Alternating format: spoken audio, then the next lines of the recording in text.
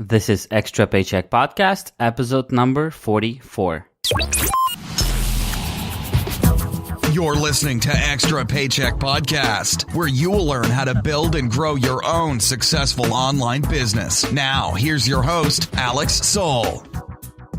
Welcome to yet another episode of Extra Paycheck Podcast. This is episode number 44, and in today's episode, I've got a really special guest for you. His name is Tengum. He is the owner and founder of UseNorth.com and many other apps and things that you might have heard of. So enjoy today's episode. Hi, Lee, and welcome to the Extra Paycheck Podcast. Hi, Alex. Thanks for having me.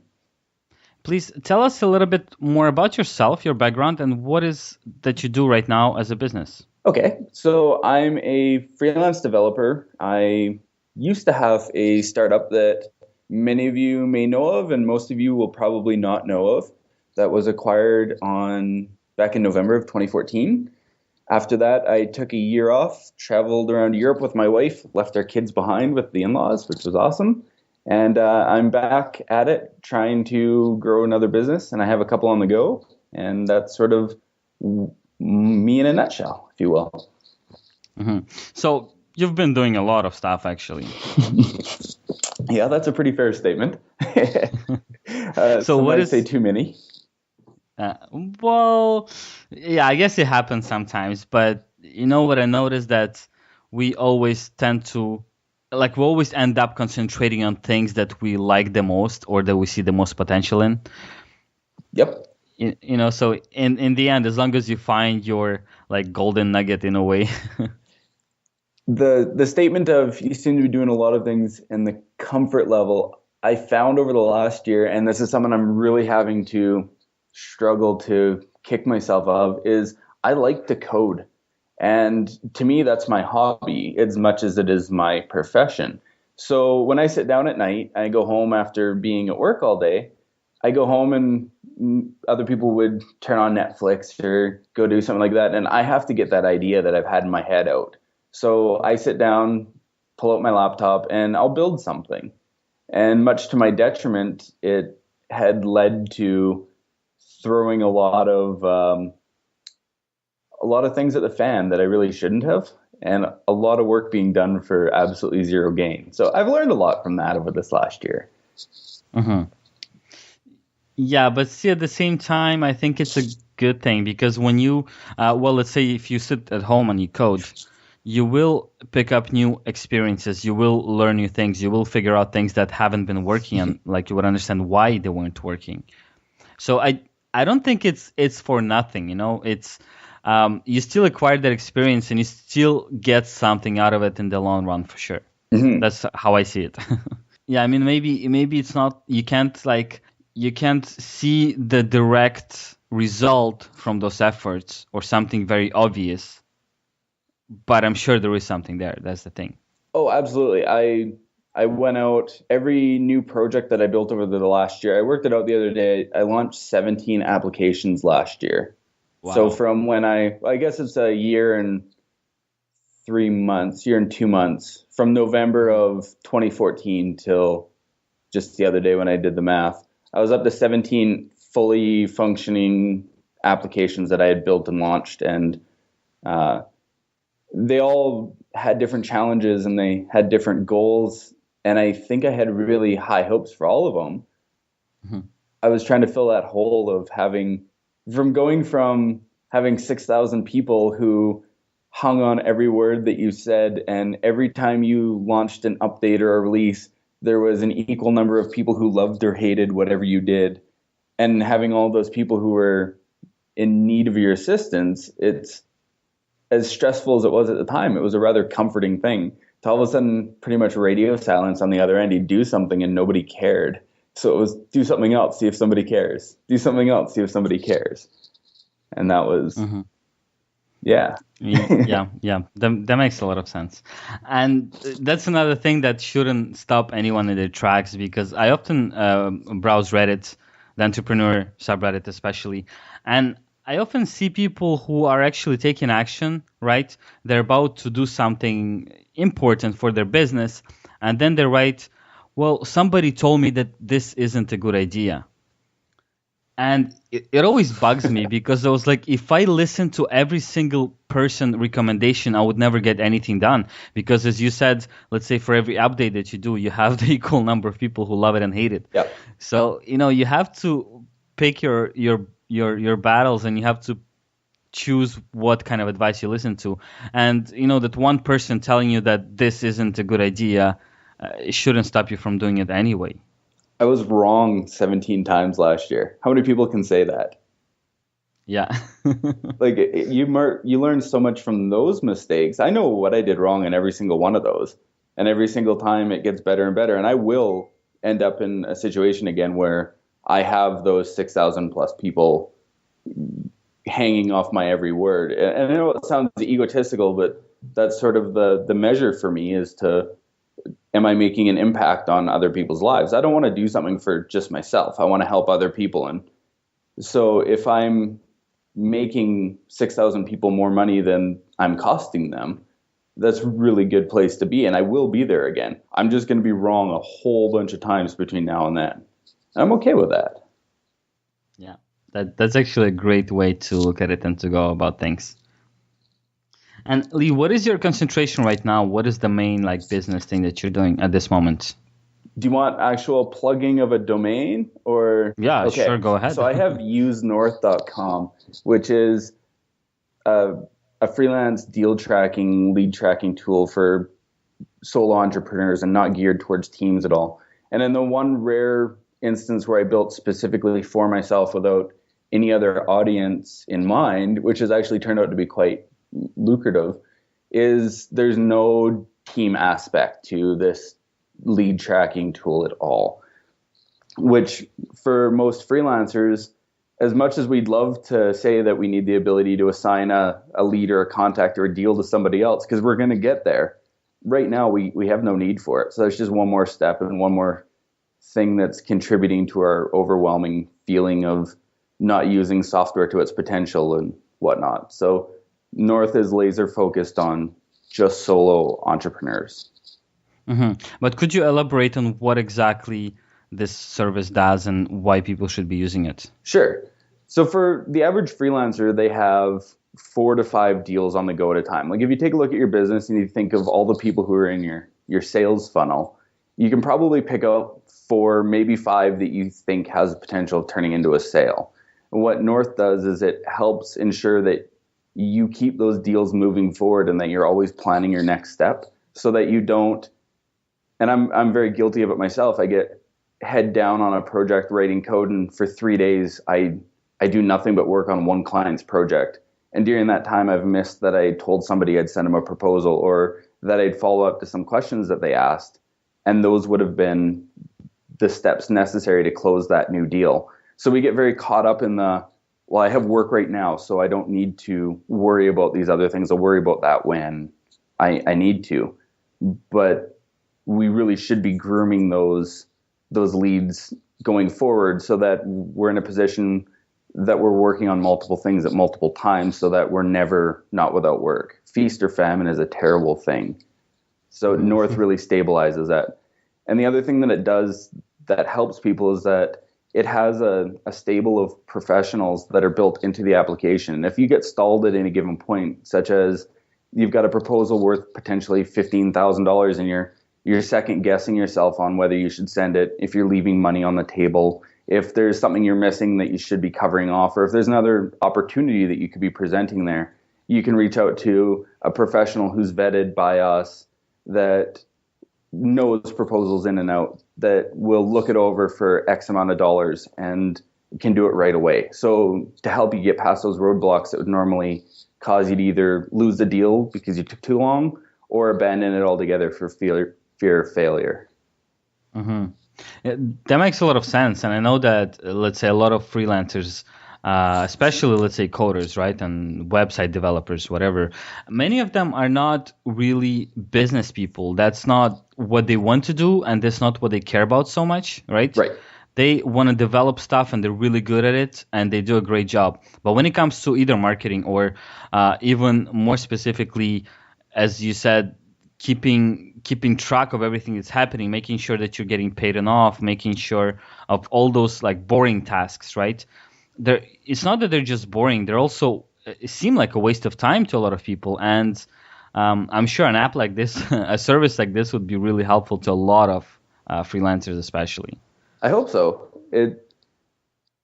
It's weird when you look at the average developer's sales funnel from an outside point of view. Like if you're a real estate agent, your sales funnel is rather defined, right? You have numerous avenues for acquiring new leads. You've got newspaper ads, you've got signs on people's lawns, you've got a referral system in which people receive money based off of them sending you a lead that turns into a sale or a purchase.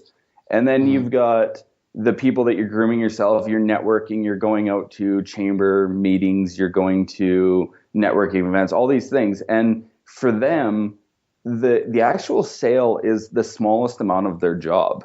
Even though everything's leading towards that, the least amount of work they do is actually when they're closing that sale. The majority of work they do is when they're acquiring new leads and feeding that machine. For freelancers, especially those who code or design or do those things, the bulk of our work in our day is comprised of us actually doing the task that we're trying to sell. And it's an inverse of many sales funnels. So for us, we feel like if we're sitting at our computer and we're there for 8 hours today, we've had a really productive day and we've done everything we can to grow our business. When in all actuality, we've devoted 50% more time to a task that is an expense than we have in acquiring new work that's coming in. So we advertise when we need work. Real estate agents advertise all the time. Yeah. And that's a mind shift that a lot of people need to make as a solo entrepreneur, is that your number one job is sales. Your secondary job is your profession. Yeah, it's great stuff. And just recently I had a guest on my episode, and what she does, she provides kind of marketing advice to performing art studios, like dance studios, let's say. Right. Because if you look at dance studios and martial arts schools and those kind of services, people who run them are usually super professional, super passionate about what they do and about what they teach their students. And then once again, they are not good at marketing or sales. And it's not that they're not good at doing that. They just don't have time and they don't want to do that. It's very similar. They do their training, they run their school, and they teach, let's say, kids how to dance. They don't want to deal with anything else. And when they finish a course and when they run out of clients, this is when it hits them. It's like, oh, okay, I have to promote somehow. I have to find new clients because what's going on? Right. Why aren't there any kids here tonight? We don't have any clients. Oh, yeah. Oops. So see, this is something that I think those services are not, I don't want to say popular. I want to say that they're really needed. And I like to see that shift kind of happening online, especially that, for every business, for every industry, there are now new sub-businesses that are getting built, they're getting started to kind of complement everything. And, I don't know, just I find it fascinating how new services are being born out of the necessity to help others grow their business. It's kind of funny that you bring that up, because there's an entire industry geared towards customer service for people who should be providing customer service. Like that dance studio, they should be doing those things because they interact with their kids that are coming in and the parents of the kids, and they're the face, they're the product that's being sold.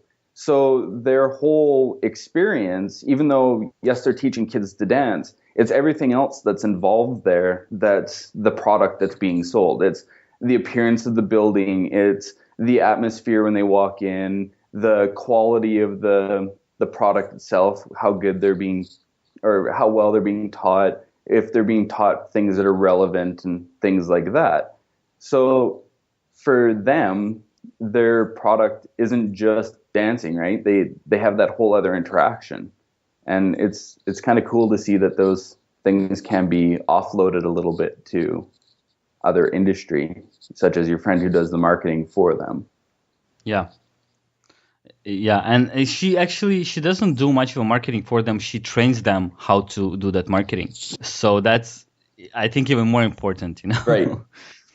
She teaches them that it's not scary and it could be fun actually, and this is how you do it properly so it actually brings results for you. Because you could do marketing and you could spend thousands and tens of thousands of dollars doing what you think is good marketing for your company, and it would not it would not bring a single client to you because you're not doing it properly. That's another problem. A lot of people focus way too much on the end deliverable and not at all on the customer service side. Like here, I talk to freelancers all the time, solo developers, other even small agencies. And I often hear, well, I'm in this market and there's this one company and they do terrible work. Like, look at their product, but they're killing it. They're booked solid. And it comes down to, it's not that they do terrible work. They do okay work. It might not be as good as the work you do, but what they do better is they're better at customer service and they're better at dealing with people. And they're better at delivering that aspect of the product, and you're not. You treat a new job like I've got to build this website for this company. So my job is to go put my head down and deliver this website for this company, and that's it. That's my job. So the only interaction that customer has with you is that end product. So therefore, the only chance that they have to be critical of anything that you've done is when they're taking a look at that very last end product. There's been no interaction anywhere in between. You're not providing updates or anything like that. Those other companies that deliver what you feel to be less good quality product, what they're doing along the way is they're updating the client at every step of the way, and they're doing all of those soft skill parts so that client feels involved in that process, feels like they've had input, and at the end, they really don't care what the end product is because they've been incredibly happy with the whole overall experience that product's such a minuscule part of that interaction. So if you wait till the very end and you deliver a product, all you've done is place the entire burden on everything that you've done to this date and not been at all engaged with that customer. Yeah, that makes a lot of sense, and I think a lot of people are guilty of that just because they don't know better, I guess. Mm-hmm. And customer service, this is something that, oh my God, I can't stress how important it is in 2016. Like, it's only getting, I was going to say it's only getting worse. It's not getting worse. It's getting more and more important. And every single business, online or offline, should be paying a lot more attention than they ever did to customer service, because this is something that could make or break your business. And I sometimes I'm saying I waste time because sometimes I consult people through Skype, let's say, and someone is really desperate and they have this rather simple or basic question about, let's say, starting an online business or like starting a niche website. And, they beg me for like 10 minutes of my time, and I'm like, you know what? Okay, whatever. I'll give you 10 minutes. Call me up on Skype. And I end up chatting for like an hour or an hour and a half with that person because I really enjoy the chat. Right. And I feel the authenticity in that person. And I'm like, you know what? I'm enjoying the chat. I have free time right now anyway. Let's talk to this person. Let's try to help them out. So I give them some ideas. I help them out. And it's happened more than on one occasion that those people would like send me like $100 or something for the chat, which I never asked for. I didn't charge for my consultation, but they felt that they got so much value that they felt the need to compensate me for my time. And this is something, it's not like a sustainable business model or anything, but I'm sure if people apply that more in their businesses, the results would be so obvious that this, customer service, and you said involving your customer in every step and letting them know what you're doing and how you're working on the project, it's super important. It is. It makes them feel like they're buying the premium product and not just another deliverable. Yeah. And this usually results in a lot of referrals as well. That's even more important, I guess. Yeah, that's an incredibly underutilized avenue for most freelancers. Is they they do a job and they get that final paycheck, and then next time their customer hears from them is when they follow up, maybe 30 days later, just to make sure everything's working right. And then again in a year when if they build them a website, if their domain and hosting's coming up for renewal or something like that. But they never ask for referrals.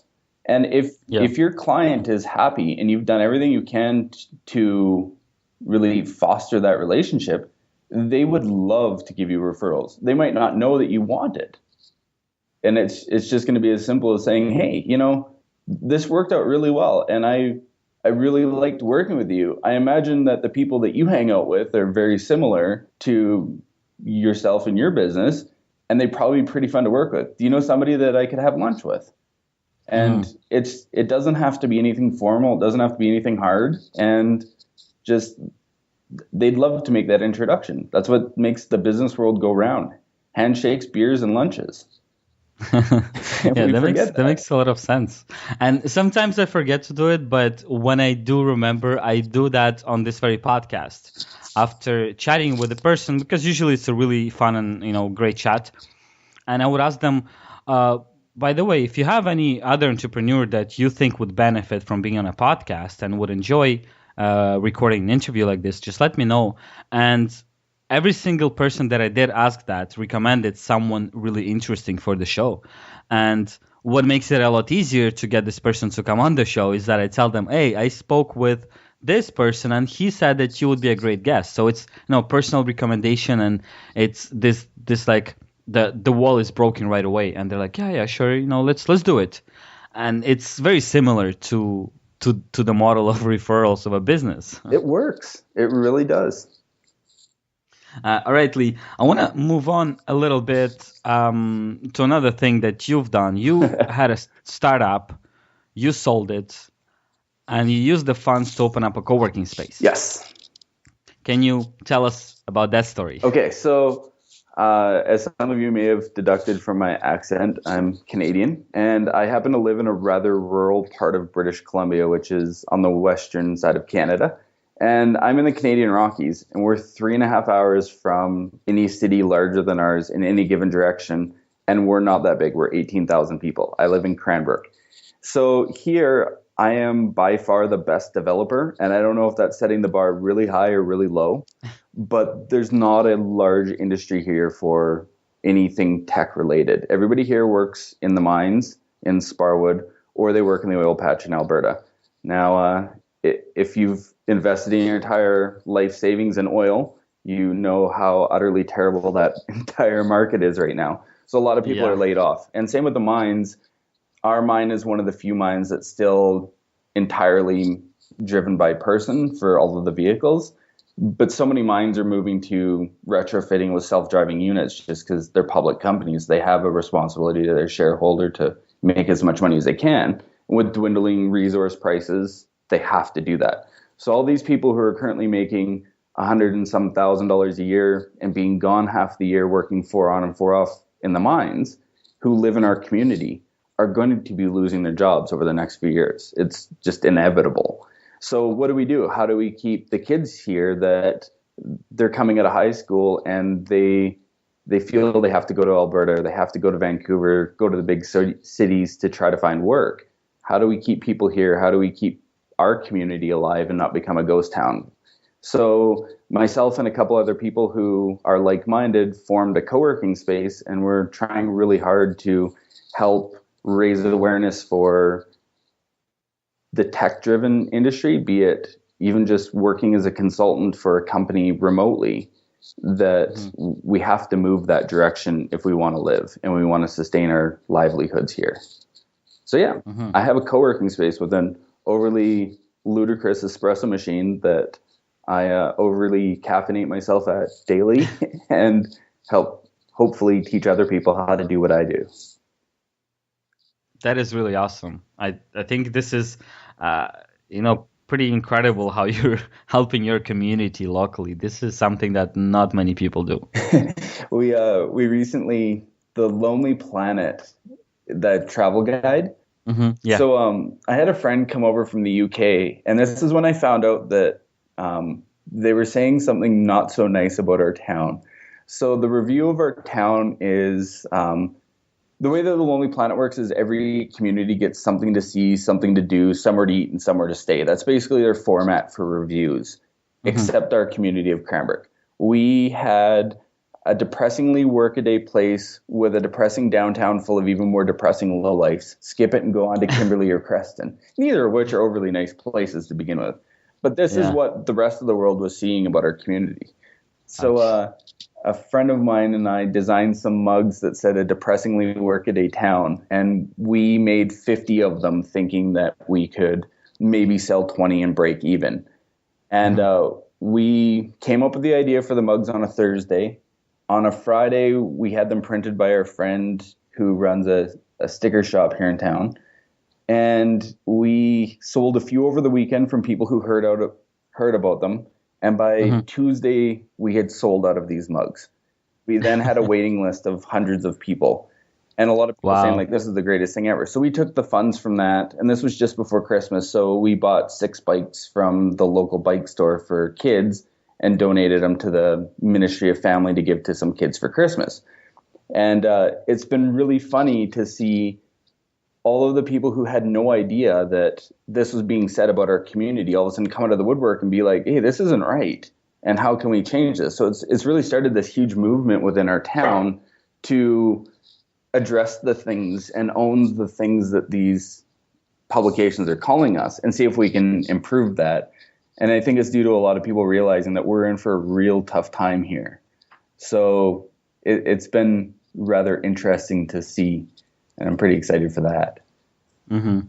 Yeah, that's a really cool story. And this is something that I find it funny, but people take this so personally, you know? And we have, let's say, Montreal. Montreal is like hard to explain because Montreal itself is on an island. Yes. But then surrounding that island, we have a south shore, as we call it, and a north shore. Well, they are in the south and the north, and they're like different cities there. But usually they're counted in what we call the Grand Montreal, the Greater Montreal area, right? Yes. But we have all these like inside jokes and all this. You know, we usually insult people like, "Oh my God, you're from the North Shore, you're like you villager." And they hate Montreal in return, and not because they hate Montreal, just because they take it personally, you know, and they're like, you know what, your city sucks, my city's so much better, you have traffic, and you have smog, and you have whatever, you know?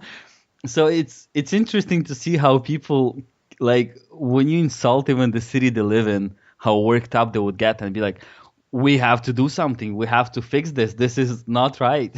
There's not many fans when it comes to hockey that I would feel uncomfortable saying, oh, I'm sorry you're a X fan.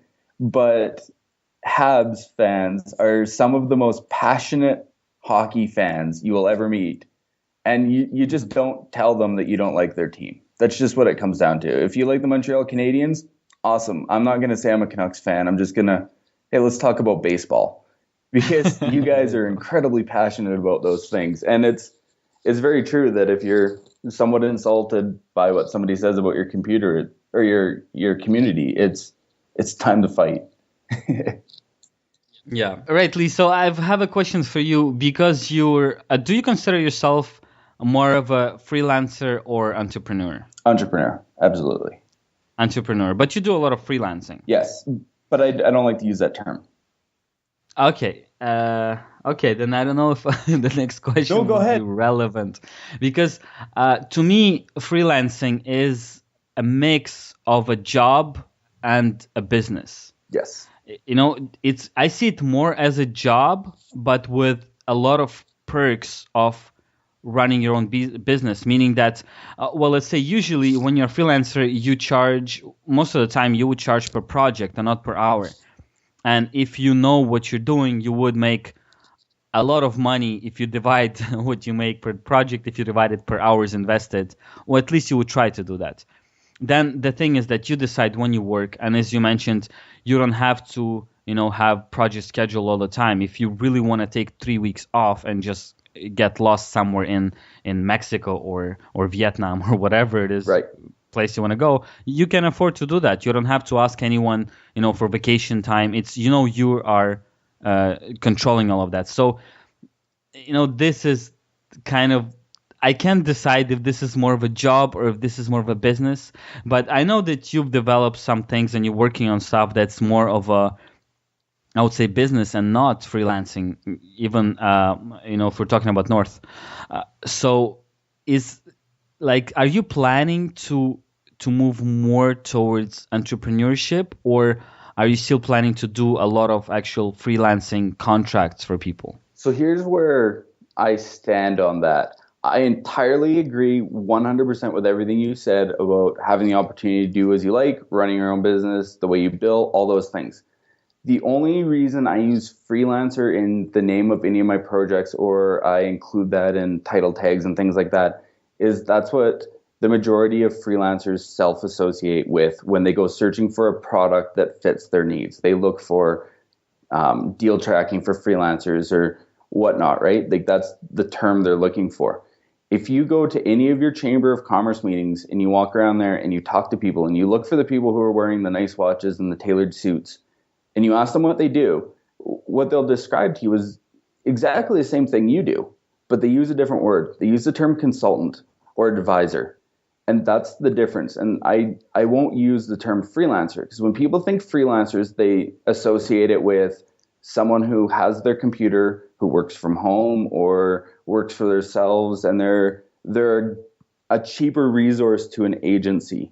But often a freelancer can be delivering work on par with or far superior to that of an agency, because they're a very narrow professional in their craft, but they call themselves a freelancer. So people instantly associate that a freelancer is lower overhead, so therefore the rate will be cheaper and they're a cheaper go-to.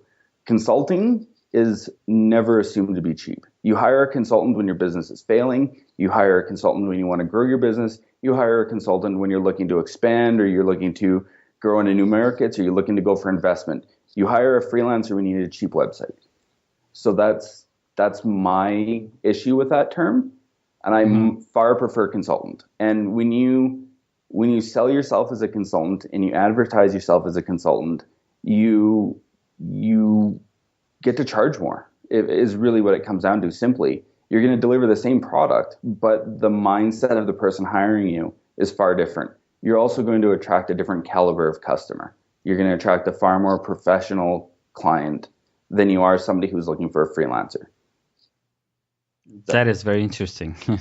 It was a huge shift for me.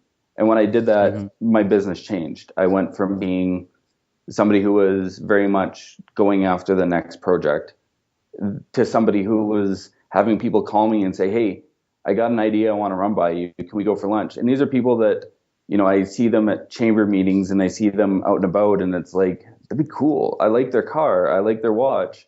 I'd love to chat with them. And when they're calling you because they have an idea they want to run by you and they want your expertise because they've heard through the grapevine that you're a solid consultant, they can talk to you. That classism is very much alive within the business world. And if you're a CEO of a company, you feel elevated to who you're dealing with and who you want to talk with. And if you're going to go meet and have lunch with a freelancer, it's not going to happen. You're going to send one of your staffers if you have to. But a consultant, well, absolutely, we can have a lunch with them. I can expense that out, met with a consultant. That's a business thing. That's what business people do. That's what I do. I'm a CEO. That's what I do. Wow, this is pretty incredible. And I would have never thought of that. But I've done similar things to that. I mean, in the same kind of field. I'll give you an example. There's a product that I have made for me in China. It's basically a product that the manufacturer makes, and I just have them put my logo on it, and then I resell it, right? Awesome.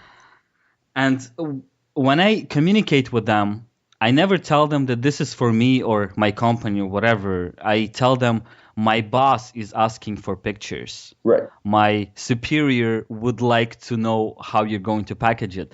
And this, I know I read it somewhere, and I noticed, like, right away I knew the shift of the way they talk with me. Because let's say in China, a lot of people don't know that bosses and CEOs and whatever, they aren't going to waste their time with details like that, like communicating with someone at the manufacturer, right? Right. So for them, it wouldn't make sense if I would tell them, yeah, I'm the owner of this company, and you're talking with me. They would often, what happened, that they would take it as a joke. Like, you would try to get a quote from a manufacturer and tell them, I own this company and I'm trying to get a quote for this product. They would actually, there's a chance that they would ignore your request because they would think it's a joke or a scam of some sort.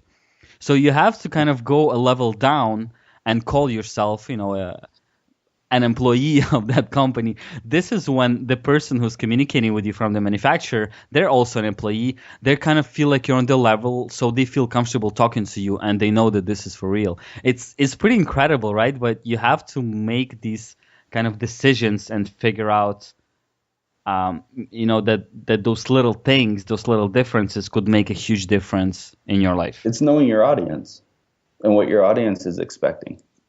Yeah.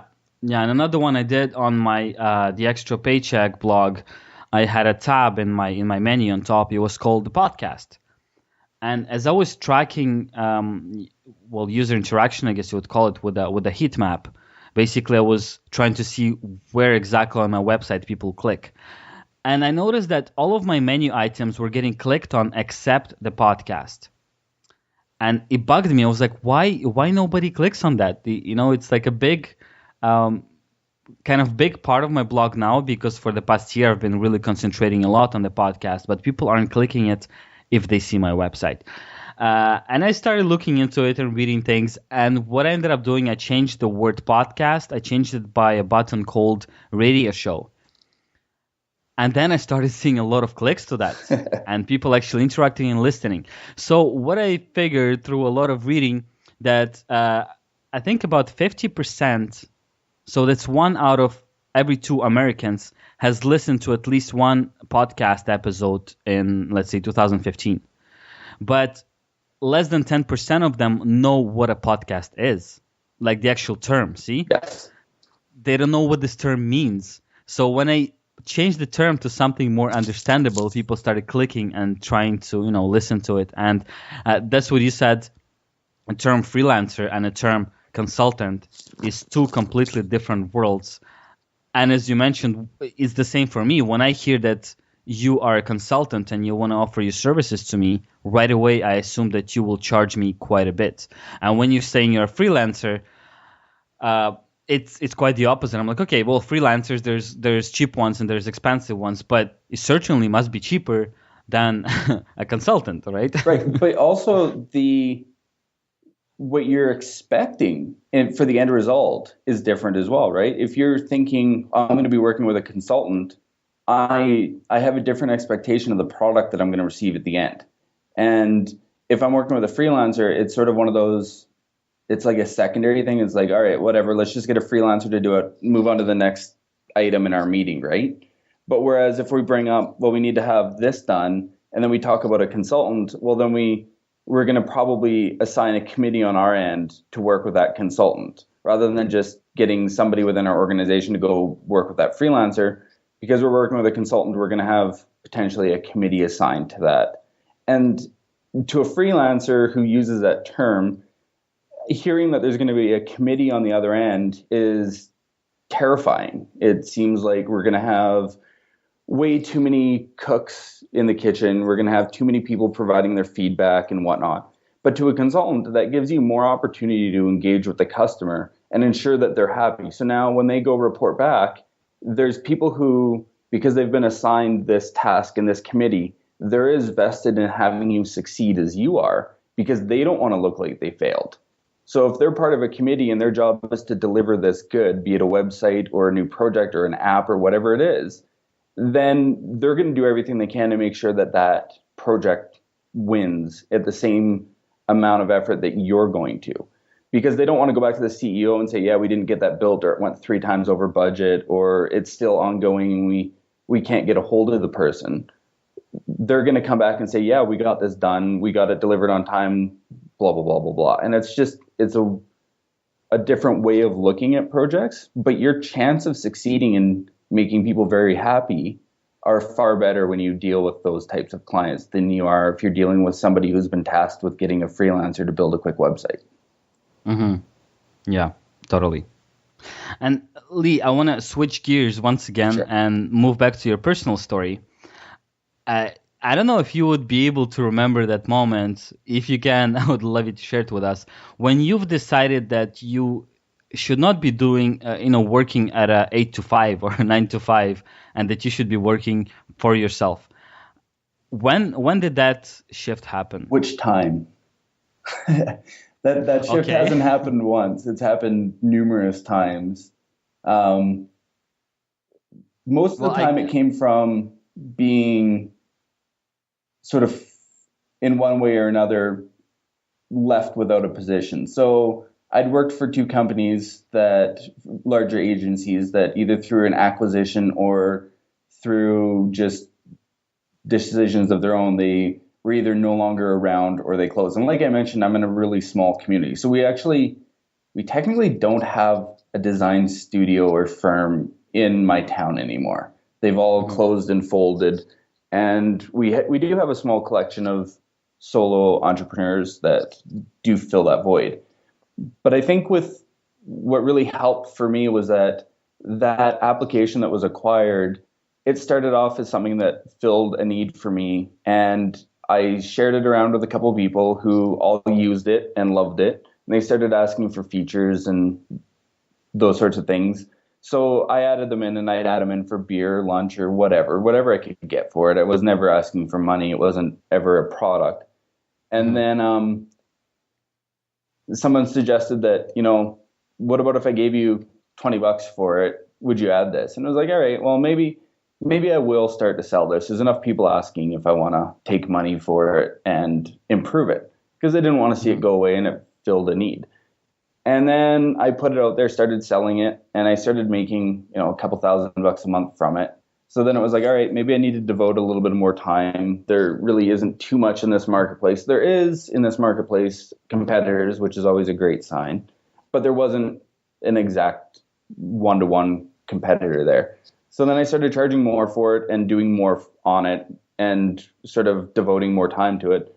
And there was a shift during it, and I won't name it because it's just easier this way, but there was a shift where I was sort of inundated with support, and it was the support side of things was really starting to grow on me. And I enjoyed support, but I was also perpetually competing against free at the price point that I was at.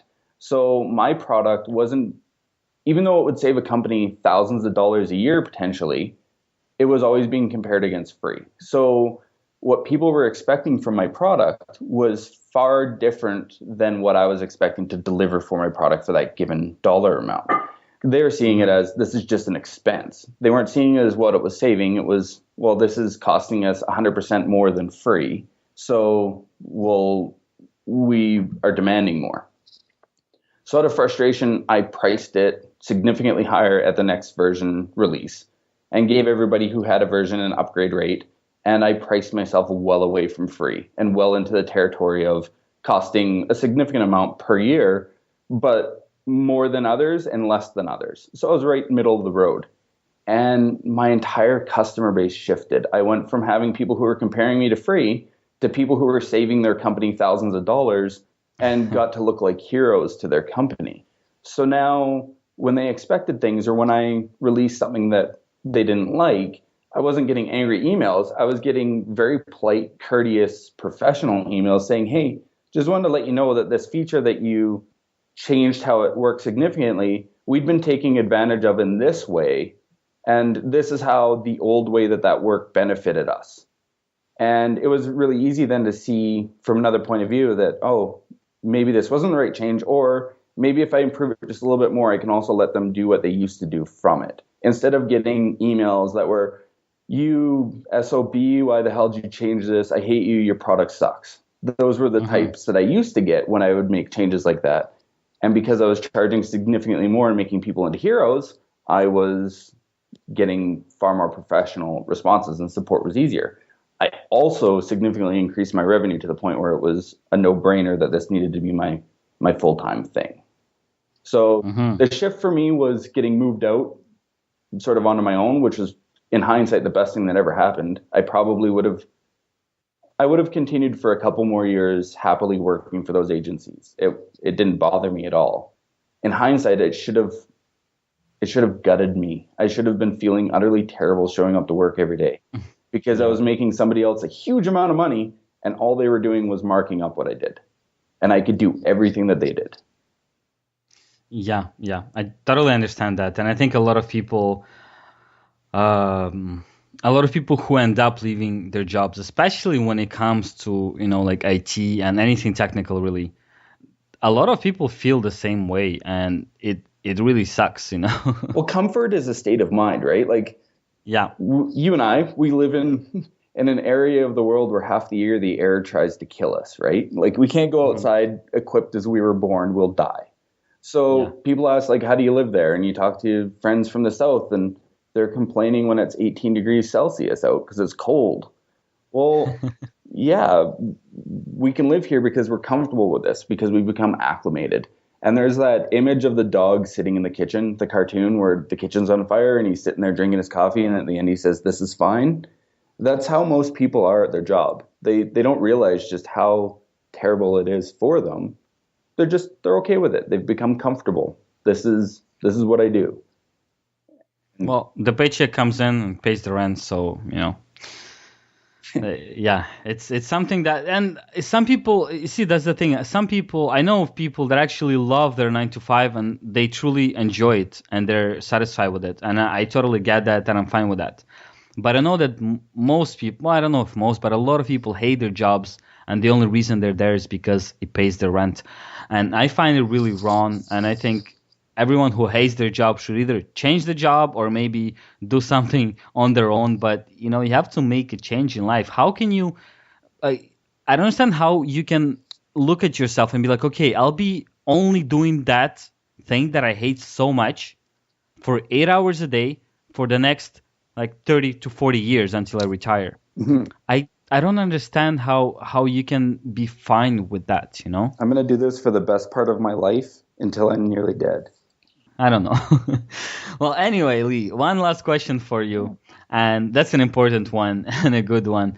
What would be your most important and biggest suggestion to any beginner entrepreneur? Probably don't be comfortable. It shouldn't be, you should never show up to work knowing that you're going to sit down at your desk and just do this thing all day. You should do something every single day that makes you incredibly uncomfortable. Because without a boss giving you new tasks, you will never push yourself the way that somebody else would. So you have to find those things that make you uncomfortable. You have to go to networking events. You have to go make phone calls that you wouldn't make because no one else is going to do it for you. And don't call yourself a freelancer. Great advice. Thank you for sharing, Lee. And now for people who would like to find out more about you, about what you do, or maybe about UseNorth, where can they go? Probably the easiest is Twitter. I'm occasionally clever, not often funny, but I'd like to think that I contribute to bettering people's days there. I'm that Lee guy on Twitter. And UseNorth is a great resource. I'd love if you checked it out. If you just want to give it a try, give it a go, email me, tell me what you think. And I do occasionally write what I'd like to think of as a rather sage email at 11k.io. And that's it. That's me in a nutshell. Okay, awesome. Lee, thank you so much for sharing all your advice, tips, and experiences, and thank you for being on the show. No problem. Thank you for having me, Alex. This was fun. Thank you so much for tuning in to this episode of Extra Paycheck Podcast. As usual, I will be putting up a show notes page at extrapodcast.com/44. This is where you'll be able to find resources, links, and other stuff that we talked about in today's episode. Also, don't forget to head over to extrapodcast.com/iTunes. This is where you will be able to subscribe to the show, leave a review and a rating, which will help me tremendously. Thank you so much once again, and I'll talk to you next Monday.